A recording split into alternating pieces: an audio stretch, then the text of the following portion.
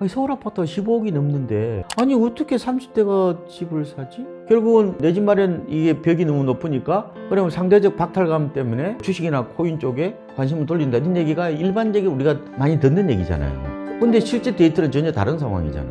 안녕하십니까. 저는 KB국민은행의 박원갑 수석이고요. 일단 이거는 이상현상이고요. 모든 이제 현상은 구간을 따지셔야 돼. 시점을 따지셔야 돼요. 수요자들의 심리이자 시장 에너지라고 볼 수가 있거든요. 근데 일반적으로 거래량과 가격은 비례합니다. 거래량이 별로 없는데 가격이 오른다.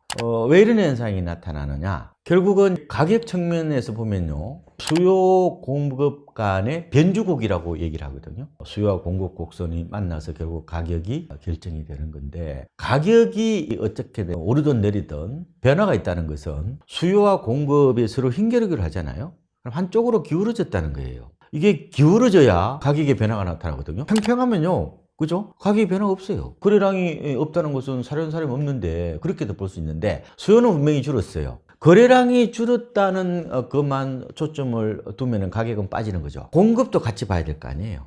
가격이 올랐다는 것은 수요 감소폭보다 공급의 감소폭이 더 크면은 오르죠. 그래서 사람들이 그것까지 생각을 안 하다 보니까 가격 오르는 거에 대해서 이제 받아들이지 못한다 이렇게 되는 건데, 어쨌든 매수자는 전세낀 갭 투자는 지금 못 하잖아요.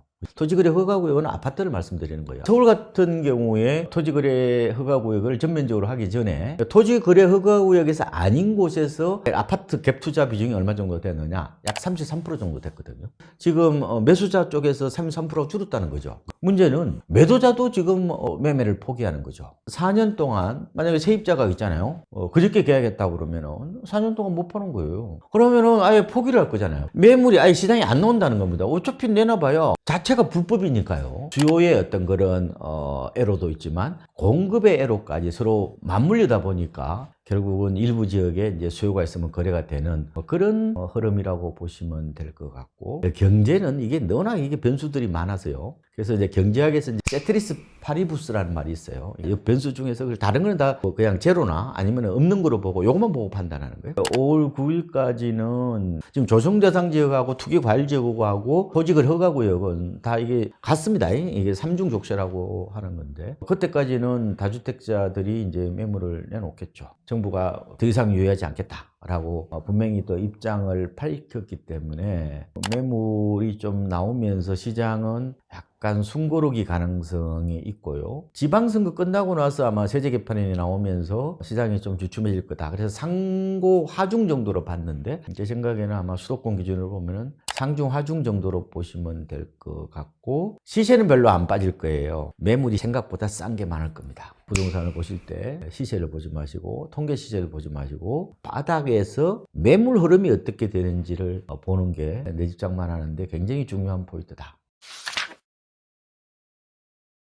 싼 매물이 나오면 거래가 될 수도 있어요. 다만 쏟아질 정도는 아니다. 그 시한은 이제 5월 9일이라고 말씀을 드렸는데, 토지거래 허가구역은 일반 시장의 거래와는 좀 다릅니다. 바로 허가를 받아야 된다는 거죠. 일단은 거래를 하려면은 약정서를 써야 돼요. 보통 계약금을 1,000만 원에서 한 3천만 원 정도 내더라고요. 그러고 나서 이제 구청에다가 시청에다가 허가를 신청을 하겠죠. 근데 그 15일 안에 이제 허가를 내줘야 돼요. 근데 문제는 공휴일하고 토요일, 일요일이 있잖아요. 실제로는 아마 20일에서 25일까지 잡으셔야 될 겁니다. 5월 9일까지 계약을 해야 되잖아요. 잔금이 아니라. 그러면은 매물은 4월 중순까지는 아마 나올 겁니다. 그러면 그 매물이 그러면 다주택자들만의 매물이 나오느냐? 그렇지 않아요. 1주택자까지 같이 나올 겁니다. 섞여서 나와요.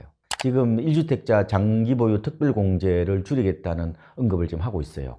장기간 주택을 보유한 분들은 이번 기회에 팔자 이런 생각을 할 겁니다. 나만 소외될지 모른다는 그런 생각 때문에 이렇게 막 빨리 집을 사는 걸 이제 포모증후군이라고 그러고, 그 반대가 풋증후군이 있거든요. 공포는 공포인데 오버페잉 할지 모른다는 두려움이거든요. 더 빠질지도 모르는데 내가 지금 괜히 들어가서 두 손으로 칼날을 받을 필요가 있을까? 이런 생각을 한단 말이에요. 매수 자체를 이게 좀 주저할 거예요. 전반적으로는 거래는 뭐 크게 늘어날 것 같지는 않다. 아까 말씀드린 것처럼 매물로 보면은 뚝 떨어져 있을 겁니다.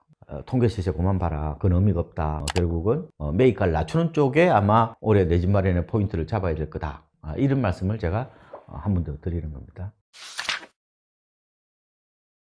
일방적으로 혹은 뭐 획일적으로 말씀을 드리는 거는 바람직하지 않은 것 같아요. 왜냐하면 지금까지 안 팔았는데 뭔가 이유가 있을 거 아니에요. 근데 무조건 팔아라 그거는 아닌 것 같고 상황에 따라 또 달라요. 이거는 상속재산이야. 우리가 6남매야. 통일해야 매각이 되거든요. 그 6분의 1을 지면 동의받아야 되고 쉽지 않아요. 그거는 아파트가 아니라 단독주택 같은 경우는 내가 어렸을 때 거기서 자랐잖아요. 그러면 거기다가 뭘 부여하냐면 정서적 가치를 부여한단 말이에요.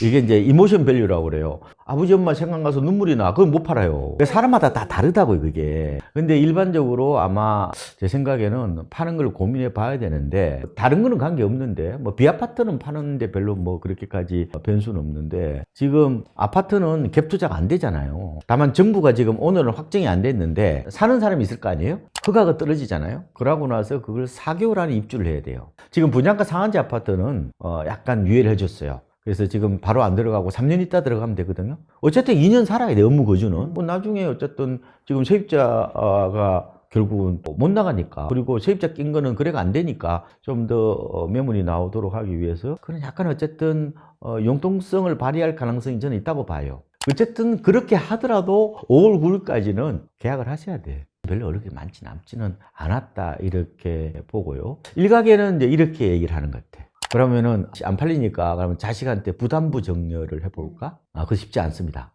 왜냐하면 취득세 부담이 만만치가 않아요. 지금 우리가 다주택자들의 양도세 부분은 5월 9일까지 유예가 돼 있어요, 중과가. 그런데 지금 취득세는 지금도 중과예요. 전세나 이제 대출을 끼고 넘기는 걸 부담부 정려라고 그러죠. 근데 그 중에서 대출과 전세에 대해서는 정려세가 나오는 게 아니라 부모한테 양도세가 나온단 말이에요. 서울의 아파트가 평균 가격이 15억이 넘었는데 평균 가격이 그러면 두 채 있는데 한 채는 아들한테 주고 그러면은 이게 세금이 만만치가 않다는 거죠.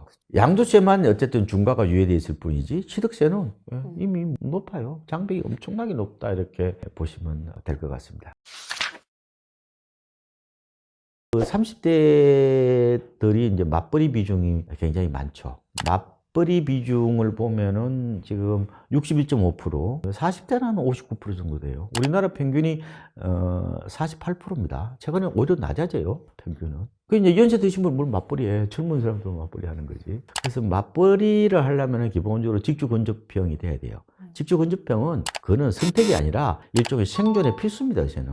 옛날에는 뭐 외곽 지역에 남편만 광역버스 태워 보내고 나는 뭐 해보면 됐지만 지금은 내일 아침에 나 본부장한테 보고해야 돼, 나도. 확실히 좀 흐름이 직주 근접형으로 앞으로 아마 흘러갈 겁니다. 도심의 개념을 저는 재정립해야 된다고 보는 거예요. 우리가 이제 업무지구 같은 거 분석할 때 센트럴 비즈니스 디스트리트라고 그러는데 이게 CBD라고 그러거든요. 종로, 광화문, 뭐 을지로 이런 데를 말하는 거예요. 어떻게 보면은 도심은 부가가치 생산성 벨트라고 보면 돼요. 이런 데가 많이 있는 데가 또 다른 도심이라는 거죠. 그러면 여의도도 도심이지, 뭐 구로 디지털 벨도 도심이지, 판교도 도심이고, 수원도 도심이고, 아산도 도심이고 그런 거 있잖아요. 곳곳에 이제 크지는 않지만 하나의 거대한 생산성 벨트가 만들어진다고 보는 거예요. 사실상 여기 평촌도 보면은 평촌이 신도시인데 들어보면 여기 지식산업센터가 제법 있어요.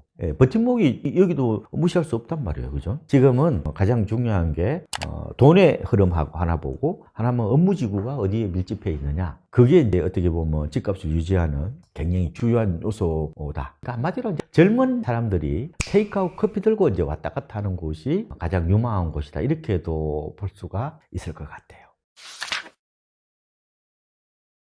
지금 한국부동산의 서울 아파트 매매 거래 현황을 보면요. 작년에 30대 매입 비중이 한 33% 정도 될 겁니다. 이게 4년 만에 최고치예요. 서울 아파트가 15억이 넘는데 아니 어떻게 30대가 집을 사지? 결혼도 별로 안 했을 것 같고 이제 뭐 200만 원, 300만 원 받고 어떻게 집을 산다는 말이야. 그러니까 이제 이 얘기를 들으면은 이 30대 평균이 아니거든. 거리감과 허탈감을 느끼는 거예요. 우리가 지금 말씀하신 것처럼 30대 내 집 마련 여의치 않다. 그러니까 실망감에서 결국은 내 집 마련 이게 벽이 너무 높으니까 그러면 상대적 박탈감 때문에 결국은 뭐예요? 주식이나 코인 쪽에 관심을 돌린다. 이런 얘기가 일반적으로 우리가 많이 듣는 얘기잖아요. 근데 실제 데이터는 전혀 다른 상황이잖아. 30대가 그러면 내 집 마련할 수 있는 여건이 그러면 개선됐다는 어떤 신호냐? 전혀 아니죠. 30대가 집 산다는 거는 쉽지 않습니다. 우리나라에 집을 처음으로 사는 생애 최초 주택 마련 연령이라고 그러는데 그 2024년 기준으로 41.3세예요. 10년 전보다 한 2.4세가 늦어졌어요. 소득 상위 계층은 여전히 30대 집을 산단 말이에요. 누구는 자산 축적 단계로 이미 접어들었고 누구는 지금 아직 출발선에서도 못 간 이런 극단적인 자산 분화 혹은 차등화 세대가 30대라고 보시면 돼요. 일찌감치 재무지능이 발달해서 주식을 통해서 혹은 코인을 통해서 부를 축적하는 사람도 있고 지역 간, 계층 간 양극화를 넘어서 동일 연령대에서도 이걸 코호트라고 합니다. 코호트. 같은 연령대를 그 내부에서도 또 다른 양극화가 진행 중이고 누구는 서울 아파트 소유자가 되고 누구는 그 시장에서 점점 밀려나는 거죠. 30대가 단순한 평균값으로 바라보는 시각을 버려야 된다. 30대는 제가 보니까 벼락 부자와 벼락 거지의 이중주의예요. 왜 그러면은 이런 현상이 나타났느냐고 보니까 바로 핵심은 구매력을 갖춘 고소득 맞벌이 부부죠. 고소득 맞벌이가 시장에 들어오면서 우리의 통념을 완전히 깨버리는 거예요. 그래서 서울 아파트 소득 대비 주택가격 비율을 PIR이라고 많이 들어보셨을 텐데 오히려 낮아져요. 이게 상식적으로 납득이 돼요? 아니 서울 아파트가 좀 떨어지지도 않았는데 왜 낮아지냐는 거예요. 고소득 맞벌이들이 기어들어오니까 가구 소득으로 따지는 거예요. 그래서 지금 KB 아파트 담보대출 PIR 실제로 아파트 살라고 담보대출을 신청한 사람들 PIR을 보니까 2022년 2분기에 이게 14.8배까지 됐거든요. 15년 정도 모아야 되는데 작년 3분기에는 10.6년으로 뚝 떨어졌단 말이에요. 이게 아파트 값이 싸진 게 아니라 아파트를 구매하는 가구의 소득이 갑자기 늘어나서 그런 거죠. 맞벌이 부부니까 억대 연봉자들이잖아요. 흔히 말하면 고층 아파트가 이제 타워 맨션이는데 집값을 다 끌어올리는 거예요. 이 사람들이 막연한 어떤 그런 선입관을 가지고 부동산을 보시면 안 돼. 30대들이 집을 산 거는 생애 최초 주택자금 대출은 70%까지 되니까 그걸 활용해서 집 샀겠죠. 공급 확대가 된다지만 구매력을 갖춘 30대 고소득 맞벌이는 공공분양은 소득이나 자산 기준이 있기 때문에 그림에 떨릴 수도 있죠. 그러면 이 공급에 대해서 피부로 못 느끼는 거죠. 남의 떡이라고 보는 거죠. 그래서 이런 여러 가지 요인들이 맞물려서 서울 아파트의 30대 비중이 늘어났다. 제가 보면 서울 아파트는 약간 클럽제 같은 느낌이 있어요. 아무나 못 들어. 콘크리트 장벽이라고 하기도 하고 선택된 자들만 사는 것 같아요. 뭐 이런 현상들이 좀 씁쓸하긴 한데 일어나고 있는 지금 부동산 시장의 하나의 풍속이다. 이런 것 정도는 알고는 계시야 내가 열이 받더라도 흥분이 되더라도 뭐 그렇구나 하고 일부 단념할 건 단념하고 내가 잘하는 분야에 대해서 그러면 더 잘해가지고 내가 부를 쌓아야 되겠구나 이런 생각할 수 있잖아요. 그래서 결핍이 있어야 돼요. 결핍이 없는 사람들은 대부분이 삶의 드라이버가 없습니다. 결핍이 오히려 나의 삶의 원동력인 경우가 많아요. 질투가 나의 힘이죠. 질투는 바로 어디서 나와요? 결핍에서 나오는 거예요. 세상에 결핍이 없는 사람들 중에서 성공한 사람이 없어요. 모든 것을 다 뭐 분노팔이나 이런 쪽으로 하지 마시고 내가 어떻게 그러면 저 벽을 넘을 수 있을지에 대해서 좀 더 생산적이고 어떻게 보면 희망적인 어떤 사고를 하시는 게 중요한 거지. 가장 중요한 것은 내 삶을 어떻게 바꿀 건지에 대한 긍정적이고 능동적인 사유가 중요한 거예요. 산에서 커다란 바위가 떨어져요. 그럼 우리가 어떻게 해요? 피의식이 강한 사람은 저기서 얼마나 많은 사람들이 깔려 죽었을까 그것만 얘기하는 거잖아요. 깔려 죽은 사람도 있고 또 잘 피하는 사람도 있단 말이에요. 어떤 사람은 그 바위를 팔아먹는 사람도 있을 거 아니야. 쪼개가지고. 그러니까 그런 마인드를 갖는 게 저도 중요하다. 괜히 피의식이 많아가지고 열등감 드러내지 마시고 어떻게 그러면 이걸 돌파할 거냐. 오히려 그런 결핍을 강한 드라이브로 쓸 수 있는 뭐 그런 거가 저는 오히려 더 좋다고 봐요. 올해는 수도권을 중심으로 어떻게 보면 규제가 더 세지기 때문에 작년과는 달리 지방과 수도권 간의 동조화 현상이 나타날 거라고 보입니다. 수도권이 집값이 그렇게 빠질 것 같지는 않고요. 지방은 지금 좋아요. 지방 아파트 실거래가를 보면은 작년 11월까지 누계로 0.12% 올랐습니다. 오히려 반등은 작년 6월, 7월부터 시작됐어요. 본격적인 회복세 가능성이 있다고 봅니다. 올해도 괜찮을 거예요. 근데 미분양이 많은데 무슨 저렇게 뭐 집값이 올라요 이렇게 하는데 그거는 구조를 잘 몰라서 그런 거예요. 미분양은 10% 할인해도 주변 시세보다 비싸요. 그럼 어떻게 돼요? 일반 아파트가 먼저 싸니까 그래야 될 거 아니에요? 그 다음에 미분양이 서서 해소되는 구조가 될 겁니다.